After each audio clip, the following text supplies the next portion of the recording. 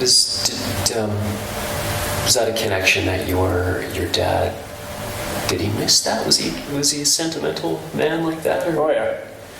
Yeah. What was it about that place that spoke to him? They're after 6? Yeah, that he had just connected to. Well, I think he really admired Soapy quite a bit, and of course by that time he'd been in that area a long time, and I think it was just the whole way of life. You didn't need a car or a truck to get anywhere. Because he rode everywhere. Go everywhere, yeah. Even back home for Christmas, was that the... I remember the first time, he used to go to a lot of the big rodeos in the old days, the Stampede. The big one used to be in Sundry and Black Diamond. And they'd take a horse and just... Yeah. Wow. And so he'd ride all the way. Yeah. Multi you could go to Sundry, take a couple of days. Yeah. He was always good friends with the Indians here at Marley, so right. Always be 2 or 3 of them travel together. Okay. Yeah, chopped with some of them a few winters. Yeah, the whole area. My grandfather, where he lived there, he got along. His property bordered the Indian reservation. Okay. So he got along well with them.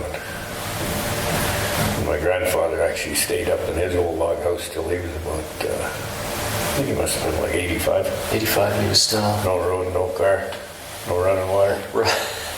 And ride down to Morley to the old store on the railroad tracks.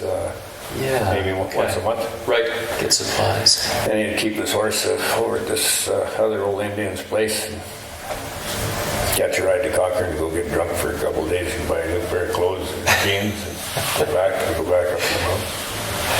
What was it? How did they, I guess your dad, your grandfather, how did they feel about the change in the valley, in the MD region, and the highways coming in, and the growth of the towns?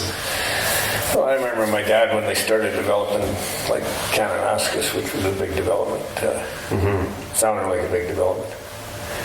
And he was kind of mumbling and grumbling and complaining about how they're bugging this up and this and that.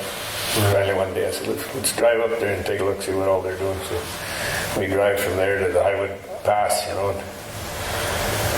I said, well, where'd you see the change? He goes, a lot more trees around there. And basically, you couldn't see any of the development that they'd done, Right. So it wasn't necessarily... it wasn't the end of the world. Wasn't the end of the world. What about the change in lifestyle? Yeah, he never did change much. It didn't seem like it. No. He started going to Mexico in the wintertime. Right. So he used to actually live down there for about 20 winters. 20 winters, okay. What was it about Mexico that... it was more like this country in the 30s and 40s. Okay.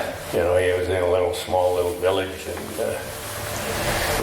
guys still ride a horse down the street, tie their horse up in front of the bar. Did he have horses there? Oh yeah. He didn't have any, but he got to know the guys around there. Right.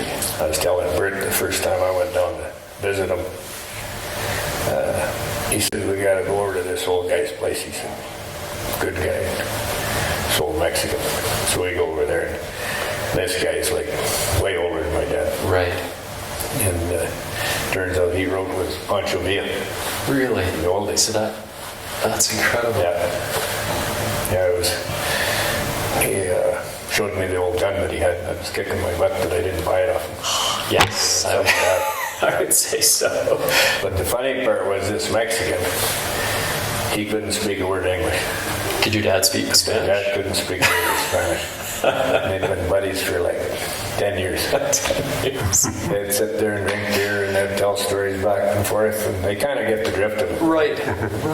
A lot of them old guys can kind of sign language stuff a little better than today. Well, they probably had, I'm assuming, so much in common from a shared lifestyle. Yeah. With that life. That guy had some horses, so they'd go right up in the hills once in a while. And